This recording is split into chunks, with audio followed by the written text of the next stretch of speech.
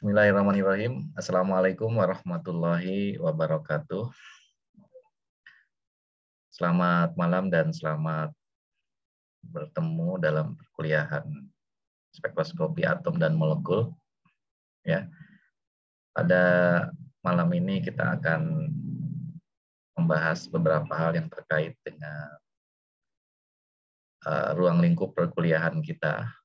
Ya, selama satu semester apa saja yang akan kita pelajari dan hal-hal yang terkait dengan teknis perkuliahan atau kontrak perkuliahan atau sering kita sebut sebagai rencana pembelajaran semester ya atau RPS. Maaf. Jadi apa sih yang akan kita bahas dalam satu semester ini?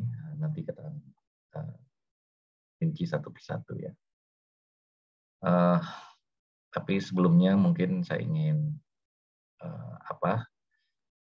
menyampaikan bahwa mata kuliah ini merupakan mata kuliah yang sangat penting untuk dipelajari ya, sekaligus dipahami, terutama untuk mahasiswa yang masuk ke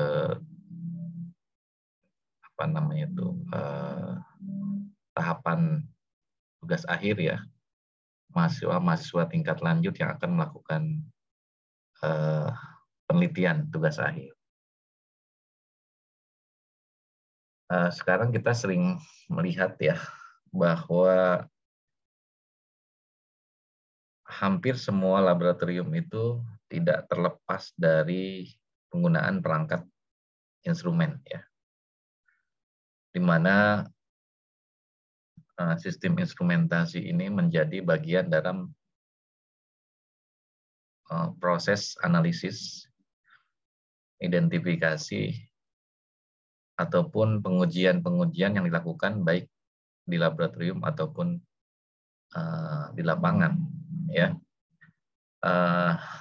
terutama untuk spesies zat kimia yang sulit untuk diidentifikasi dalam jumlah yang relatif sedikit, gitu ya. Jadi analisis mikro itu sering sekali membutuhkan perangkat alat instrumen yang memungkinkan bisa mendeteksi dalam sampel dalam jumlah yang sangat rendah. Nah, salah satu perangkat instrumen yang sering digunakan di dunia pengujian kimia terutama ya, itu adalah spektroskopi. Ya, spektroskopi ini apa sih sebetulnya? Jadi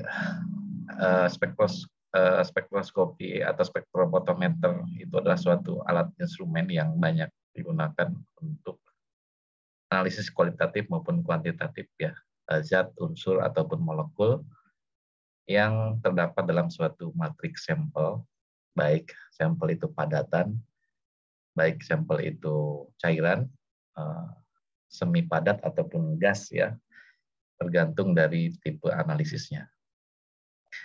Nah, metode spektroskopi sekarang menjadi salah satu andalan dalam pengujian di laboratorium baik untuk kepentingan pengembangan riset di industri maupun di lembaga-lembaga penelitian, termasuk juga di perguruan tinggi. Ya, jadi Anda perlu mengetahui ya sejauh mana sih perangkat-perangkat spektroskopi ini dimanfaatkan ya atau digunakan dalam kepentingan analisis. Nah, kita bisa melihat di sini ya, metode spektroskopi itu ternyata aplikasinya sangat luas. Ya. Hampir semua bidang itu menggunakan pendekatan metode spektroskopi dalam kegiatan analisisnya, ya, baik untuk kepentingan riset tadi ya, misalnya R&D di lembaga pendidikan ataupun di lembaga penelitian ya. Kemudian spektroskopi juga banyak dimanfaatkan untuk pengujian di bidang material, ya, untuk mengidentifikasi zat-zat organik ataupun anorganik yang sekarang banyak dikembangkan ya, terutama untuk material maju ya, seperti nanopartikel, apa namanya itu, apa sih yang sering kita gunakan untuk material silika itu ya, yang sering digunakan untuk menyimpan data ya dalam bentuk chip ya, atau perangkat komputer yang sekarang sudah disematkan dengan teknologi yang sangat maju sekali ya, sehingga dengan ukuran memori yang sangat kecil, dia bisa menyimpan data dalam jumlah yang banyak. Nah, ini tentunya tidak terlepas dari teknologi material ya, bagaimana menyusun sistem memorial data yang bisa menyimpan informasi dalam jumlah yang besar. Kemudian, nah, untuk melakukan penelitian ke arah sana, tentunya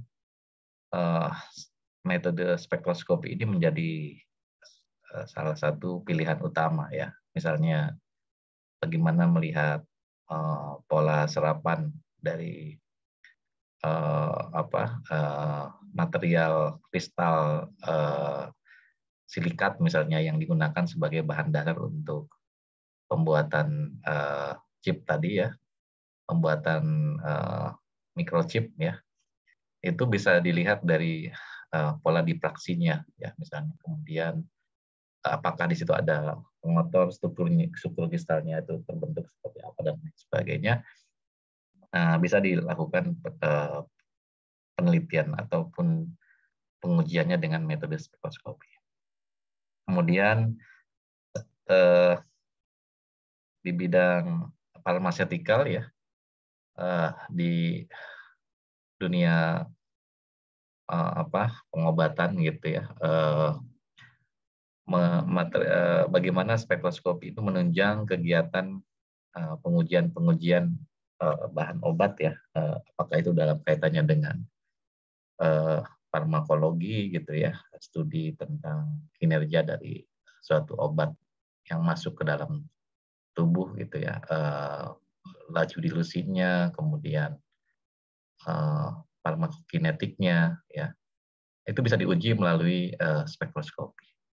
Kemudian di bidang lingkungan ya, kita tahu sekarang banyak ya metode-metode analisis yang sering digunakan untuk pengujian misalnya limbah ya, limbah organik atau limbah anorganik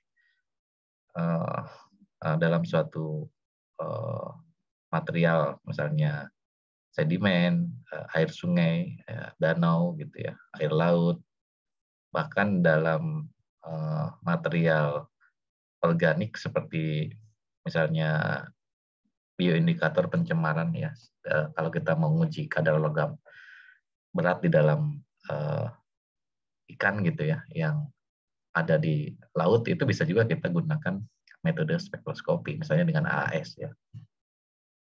Lalu di bidang industri pangan dan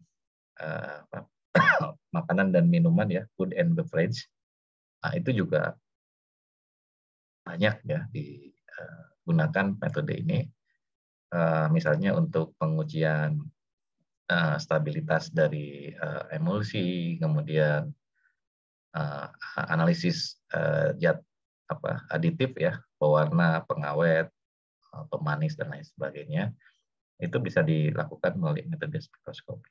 Misalnya dengan spektroUV-vis ya, analisis kadar vitamin, mineral, zat-zat yang dibutuhkan dalam satu produk pangan, itu juga bisa dilakukan pengujiannya secara spektroskopi. Di bidang lainnya, misalnya untuk analisis forensik, ya, untuk pengujian apa namanya ya, kasus-kasus tertentu, misalnya seperti apa namanya kebakaran misalnya ya, bagaimana kita memastikan penyebab terjadinya kebakaran itu disebabkan apakah karena faktor kesengajaan, misalnya orang menaruh bensin di situ atau menuangkan bensin untuk menyebabkan terjadinya kebakaran, itu bisa kelihatan dari residu-residu hasil pembakaran yang ada di situ, apakah mengandung fraksi bensin atau tidak. Gitu kan. Nah, itu bisa dilakukan analisis dengan spektroskopi juga, dengan PCMS, ya, LCMS, dan spektroskopi massa ya. Juga untuk bidang astronomi, untuk mengetahui komposisi batuan yang ada di planet-planet lain gitu ya, mineral dan penyusun-penyusun lapisan bumi dan lain sebagainya, itu juga bisa dilakukan analisis dengan spektroskopi. Jadi ini hanyalah beberapa contoh ya. Mungkin ada aplikasi-aplikasi lainnya yang tidak saya sebutkan itu. Dengan kata lain, metode spektroskopi ini sangat luas aplikasinya ya. Dan mungkin tidak akan semuanya kita bisa pelajari ya, karena beberapa mungkin membutuhkan pemahaman yang advance ya. Nah, sekarang kita akan kelompokkan ya. Kalau kita bicara tentang metode kimia analisis ya, atau analytical chemistry, kimia analitik ini berdasarkan perkembangan perkembangan teknologinya gitu ya, akan terbagi menjadi dua ya, berdasarkan pendekatan metode ujinya gitu ya, atau prinsip dasar analisisnya gitu ya. Yang pertama yang disebut metode klasik ya, atau metode konvensional ya, dan yang kedua disebut metode instrumental atau metode menggunakan sistem instrumen. Apa yang dimaksud dengan metode klasik? Metode klasik ini yang biasanya tidak memerlukan dukungan alat instrumen yang canggih ya, hanya menggunakan peralatan-peralatan gelas saja, seperti analisis gravimetri, titrimetri, ya, analisis uji nyala, dan lain sebagainya. Itu adalah metode-metode klasik yang bisa digunakan baik untuk analisis kualitatif maupun kuantitatif.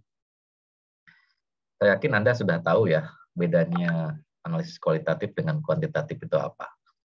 Jadi di sini contohnya untuk analisis kuantitatif, misalnya analisis gravimetri ya, untuk menentukan komposisi zat dalam suatu padatan ya, berdasarkan persen masanya ya. Kemudian volumetri itu biasanya dengan menggunakan titrasi untuk menentukan kadar atau konsentrasi suatu zat dalam zat cair ya, atau larutan ya. Kemudian analisis kualitatif bisa menggunakan cara-cara kimia ya, seperti mereaksikan suatu zat dengan reaksi dalam memberikan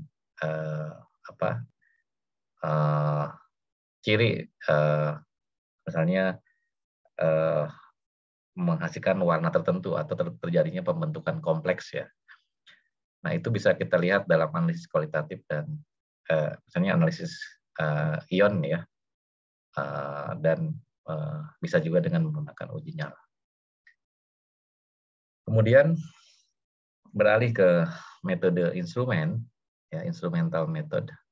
Itu kita mengenal ada dua, yaitu spektroskopi analisis dan separation analysis.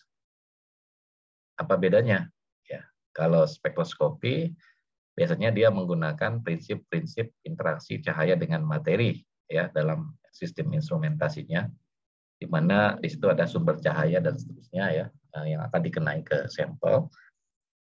Contohnya misalnya spektroskopi inframerah ya, spektroskopi massa, spektroskopi AS ya, atomic absorption atau AES, atomic emission, UV-Vis, NMR itu termasuk ke dalam analisis spektroskopi. Ya, inilah yang nanti akan kita bahas ya dalam satu semester ke depan.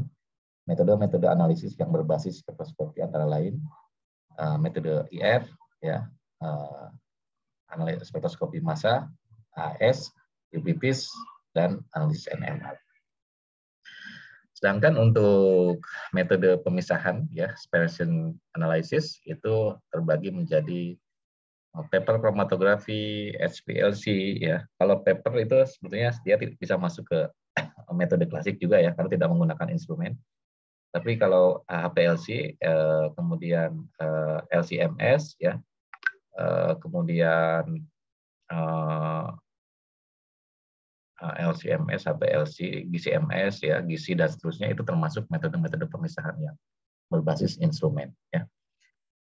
Oke, jadi itulah pengelompokan ya metode analisis kimia berdasarkan cara-cara klasik dan cara modern yang menggunakan sistem instrumen.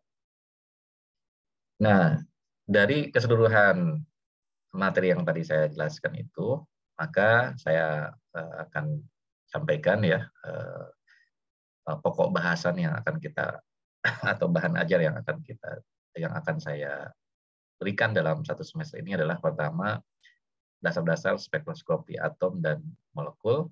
Kemudian kita akan membahas spektroskopi UV-Vis, spektroskopi inframerah dan FTIR ya, Fourier transform infrared atau pengembangan dari metode spektroskopi inframerah.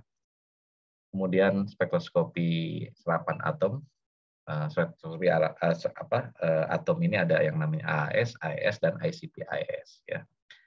Kemudian kita juga akan membahas mengenai mohon maaf ini perlu diganti ya. Saya ubah dulu. Sebetulnya materinya tidak sampai ke spektroskopi sinar X karena sekarang tidak ada perubahan kurikulum ya. Jadi ini penggantinya adalah spektroskopi massa dan yang terakhir adalah spektroskopi NMR ya. Saya ganti. Oke. Jadi inilah yang nanti akan saya berikan dalam satu semester ke depan. Sorry, belum saya share lagi ya. Oke. Sekali lagi, materi yang akan saya berikan ini antara lain adalah spektroskopi UV-Vis, inframerah, AS, spektroskopi massa, dan spektroskopi NMR. Oke, kemudian untuk perkuliahan kita ya seperti biasa dalam kontrak perkuliahan ini ada yang namanya pertemuan tatap muka sebanyak 14 kali ya, 2 kali 50 menit ya, karena 2 SKS ya, plus nanti ada tugas mandiri. Karena sistem SKS ini kan tidak selalu harus dalam bentuk tatap muka ya, tapi juga ada pembelajaran mandiri yang harus diberikan kepada mahasiswa sebagai bagian dalam proses pembelajaran ya. Jadi itu sudah pasti satu paket ya, dalam setiap perkuliahan itu selalu ada tugas gitu ya. Nah, untuk kehadiran ya lebih dari 70% tatap muka, jadi saya harapkan Anda bisa hadir di 14 kali pertemuan ini ya. Di luar UTS dan UAS ya, karena kalau dengan UTS dan UAS jadi totalnya 16 kali. Kalau 70% dari 14 kali pertemuan berarti sekitar 11 kali pertemuan Anda diharapkan bisa hadir ya. Jangan sampai bolos lebih dari 3 kali. Kemudian untuk evaluasinya nanti dalam bentuk formatif, UTS dan UAS ya. Apa yang dimaksud dengan formatif di sini adalah tugas yang berkaitan dengan tugas individu maupun aktivitas perkuliahan yang ada hubungannya dengan kehadiran, ya, kemudian presentasi, tugas kelompok, dan lain sebagainya.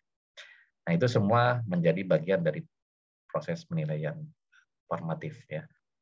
Untuk formatnya, seperti biasa saya selalu memberikan format 40% untuk tugas formatif, 30% UTS, dan 30% UAS. Jadi kalau Anda rajin, sering mengumpulkan tugas, aktif di kelas, ya, mudah-mudahan itu bisa jadi modal penting ya untuk Anda bisa mendapatkan nilai yang baik dalam perkuliahan ini. Karena itu sudah bobotnya 40%. Kalau Anda dapat nilai 80 aja kan sudah lumayan, ya, dari total keseluruhan nilai yang akan diberikan.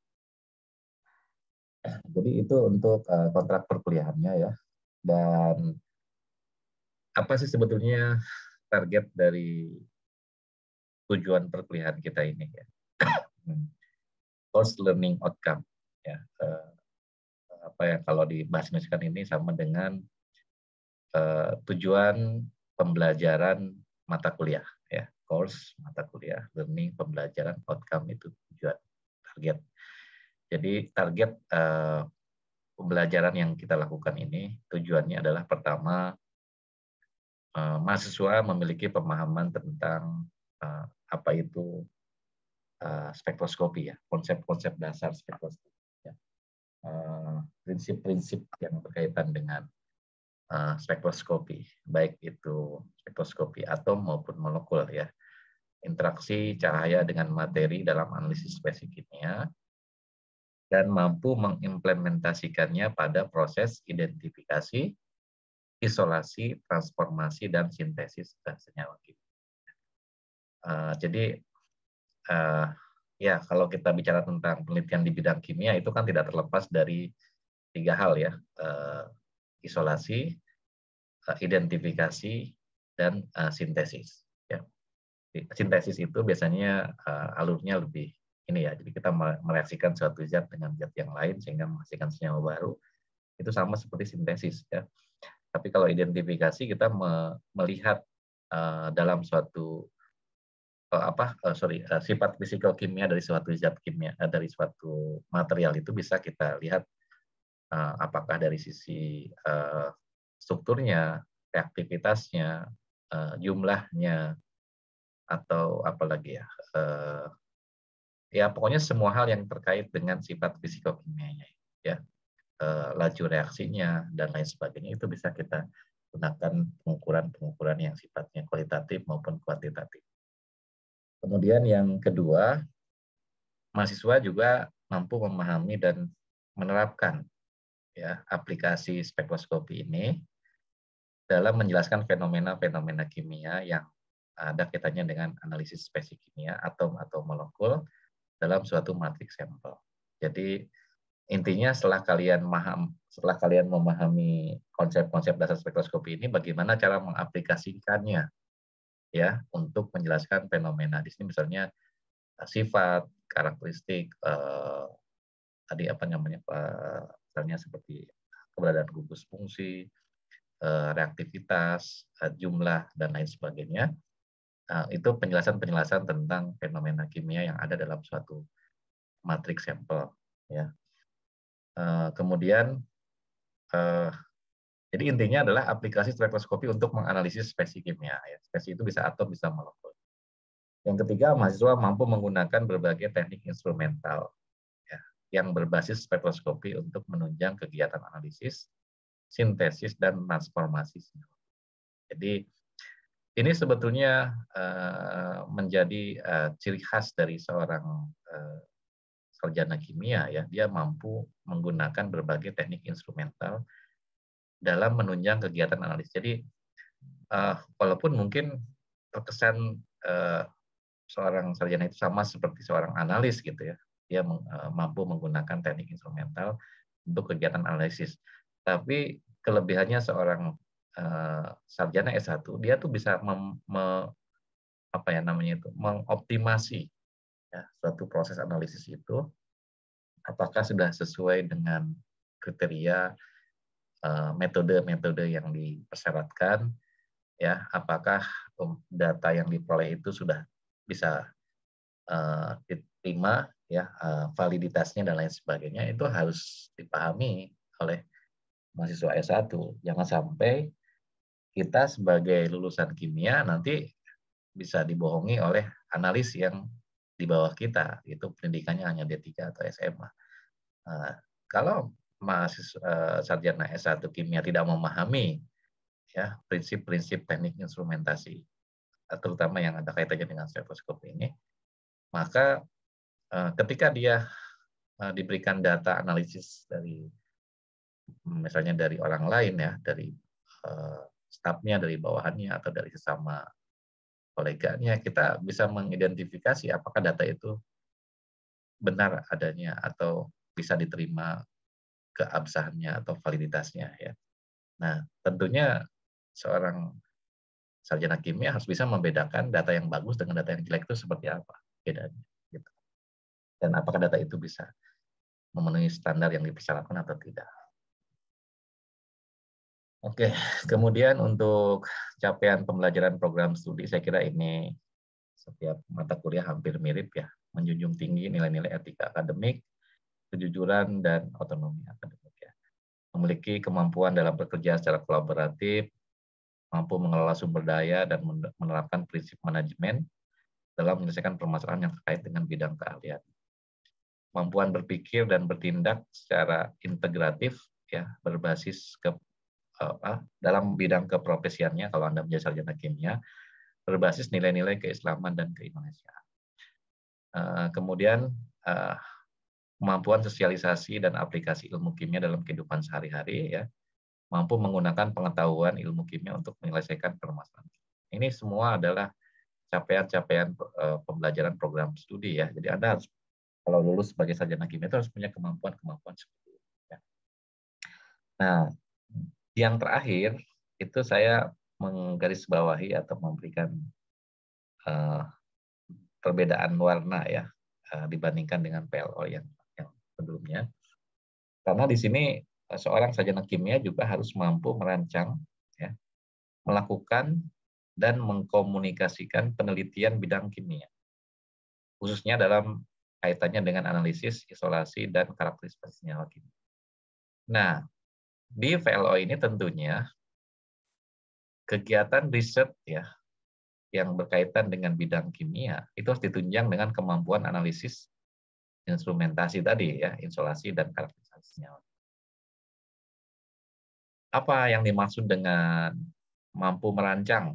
Berarti kan mampu membuat proposal, ya, penelitian dengan menggunakan metode-metode pendekatan yang ada kaitannya dengan pengujian bidang kimia.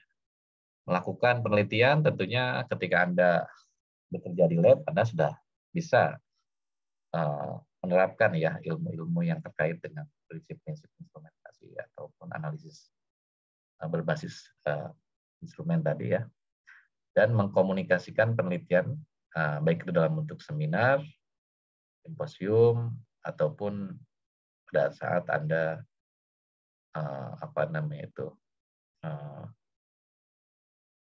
mengikuti sidang, gitu, ya, seminar hasil dan lain sebagainya.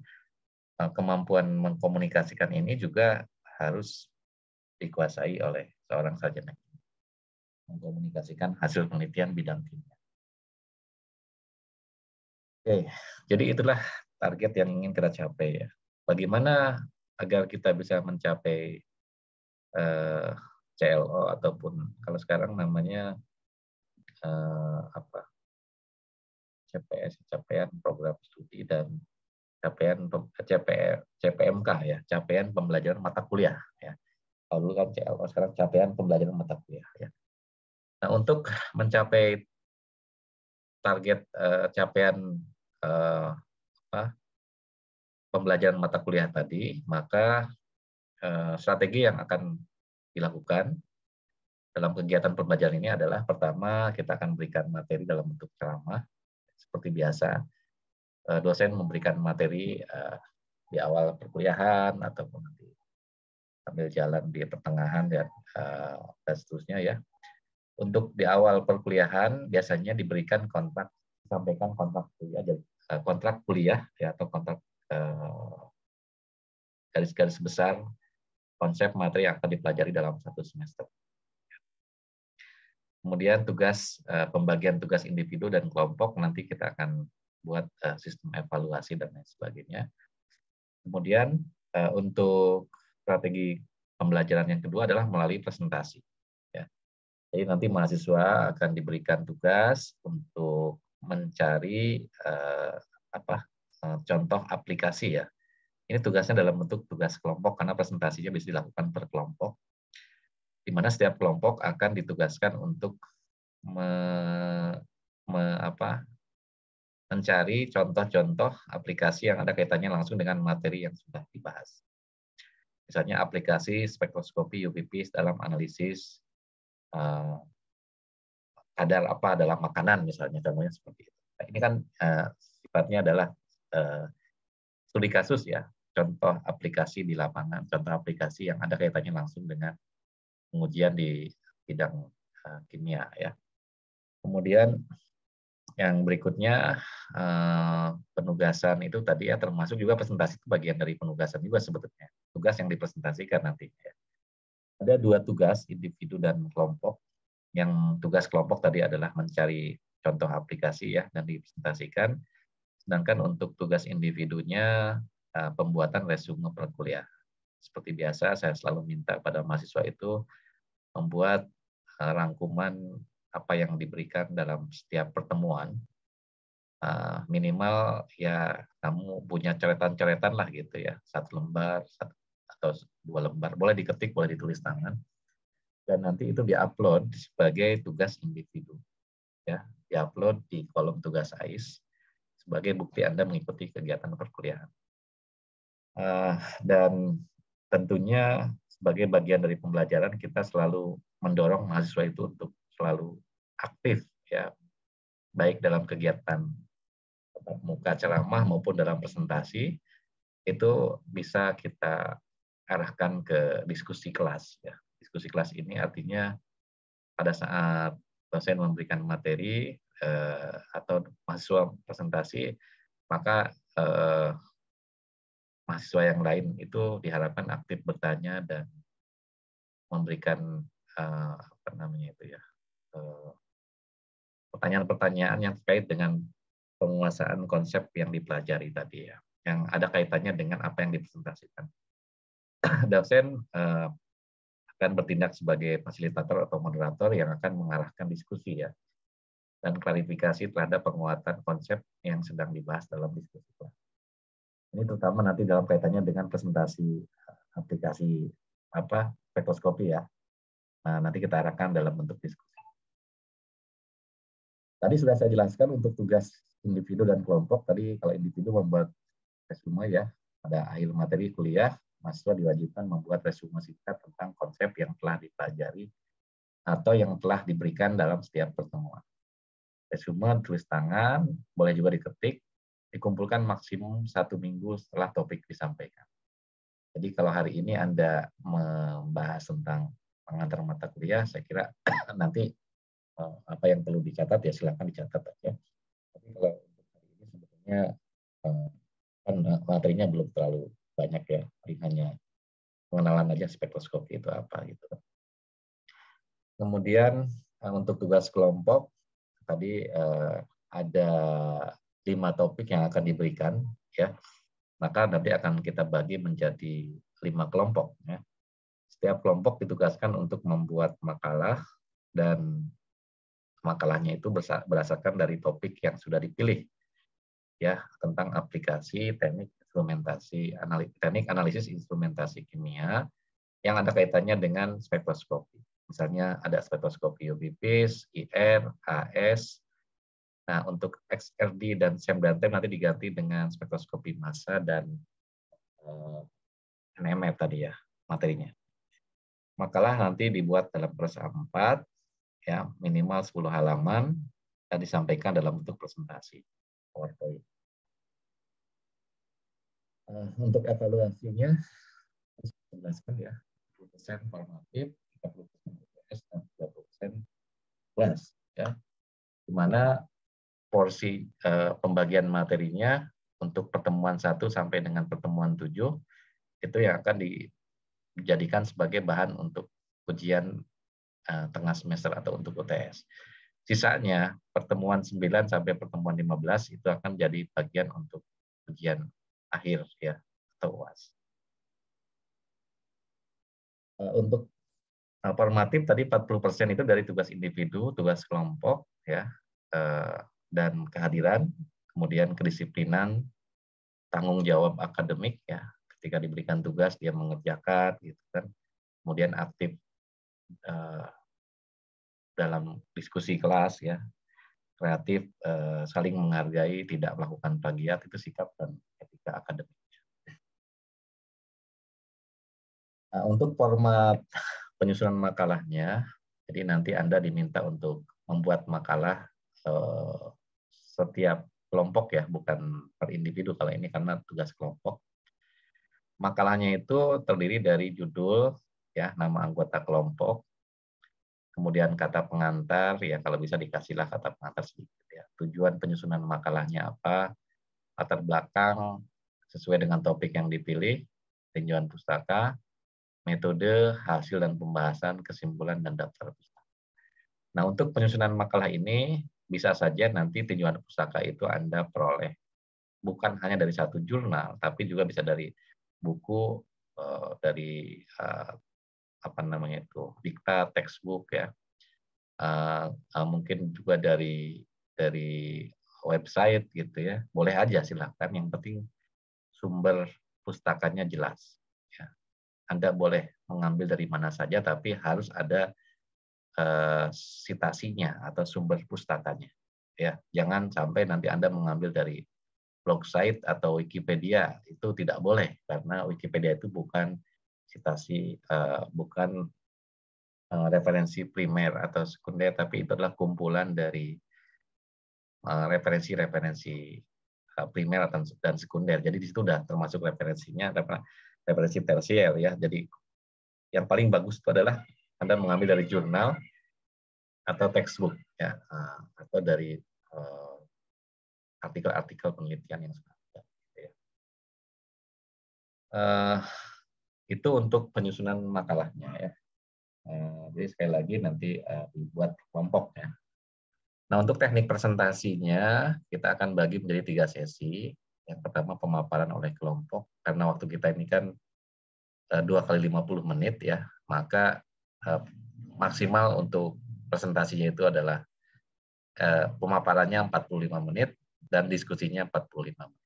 Sisanya nanti untuk kesimpulan dan mungkin kalau ada pertanyaan-pertanyaan yang masih belum terjawab nanti akan dibantu untuk diluruskan atau dikuatkan oleh dosen. Ya. Kemudian untuk presentasi dilakukan oleh masing-masing anggota kelompok secara bergiliran ya.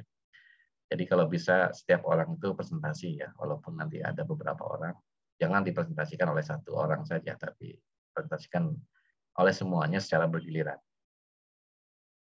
Kemudian semua pertanyaan dan jawaban selama diskusi ini dicatat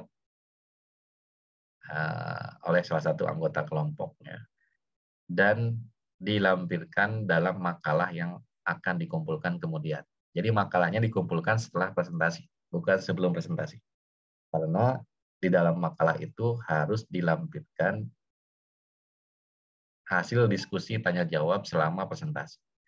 Pertanyaan dan jawaban selama presentasi itu dimasukkan sebagai lampiran dalam penyusunan makalah. Nah, makalahnya nanti dikumpulkan, biasanya saya berikan batasan pada saat atau 2 minggu setelah presentasi lah gitu ya, atau paling lama itu ya sudah dikumpulkan. Nah, untuk referensinya silakan Anda cari materi apa. Sebetulnya banyak sih ya sumber-sumber pustaka yang bisa dipelajari, tapi saya lebih banyak menggunakan ini ya, Atomic and Molecular Spectroscopy dari Svenberg, kemudian Harvey ya. Harvey ini Modern Analytical Chemistry ya. itu juga ada spektroskopi, kromatografi, dan lain sebagainya.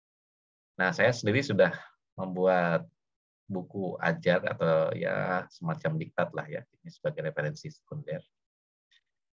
Mengenal lebih jauh analisis spektroskopi dan kromatografi. Silakan nanti Anda bisa pelajari juga ya buku yang saya susun ini sebagai referensi tambahan. Ya. Selain tentunya banyak ya referensi-referensi yang mungkin bisa Anda peroleh dari internet ya. Baik itu textbook, artikel, dan lain sebagainya. Jadi itulah beberapa hal yang mungkin perlu disampaikan di awal perkuliahan. Jika ada pertanyaan, silakan. Sebelum kita akhiri, saya berikan kesempatan mahasiswa yang ingin bertanya terkait dengan perkuliahan yang akan kita lakukan. Silakan. Any question? Bapak, saya mau tanya, Pak. Ya. Kalau absen hari ini tetap ngeresum, Pak? Ya, resume singkat saja ya tentang tujuan perkuliahan kita ini apa. Kemudian Anda lampirkan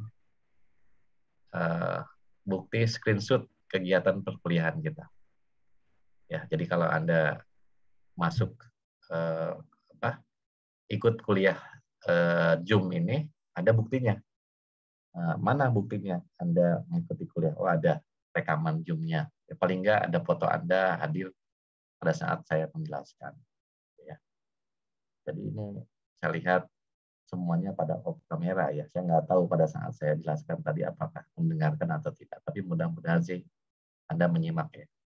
Jadi apa yang saya sampaikan tadi silakan ditulis aja secara singkat apa yang Anda tangkap, apa yang Anda dapatkan selama penjelasan saya. Untuk yang hari ini tetap dibuat juga resumenya. Ya.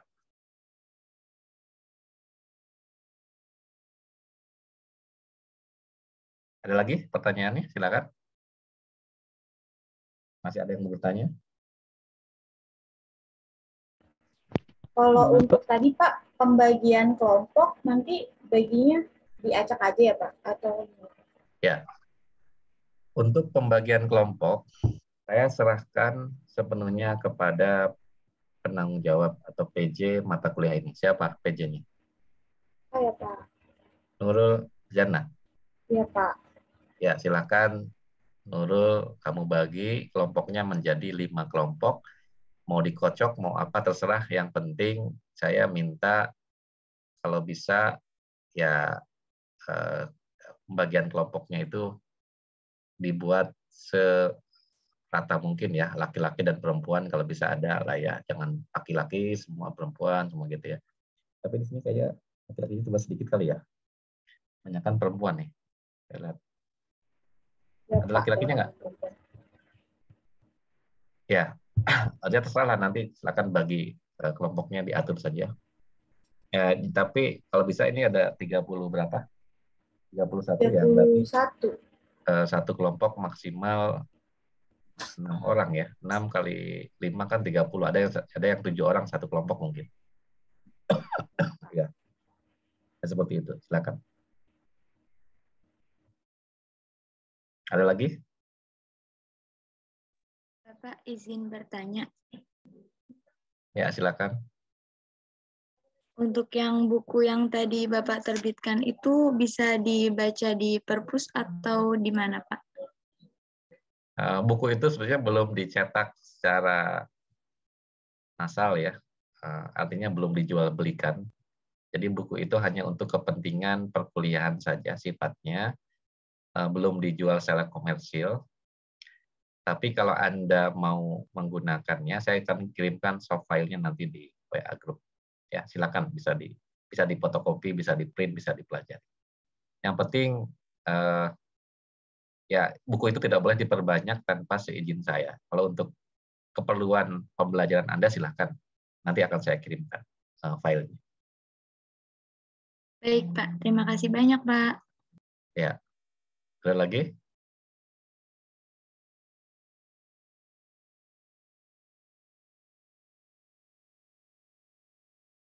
Oke, baik. Kalau tidak ada lagi pertanyaan untuk pertemuan hari ini, saya cukupkan.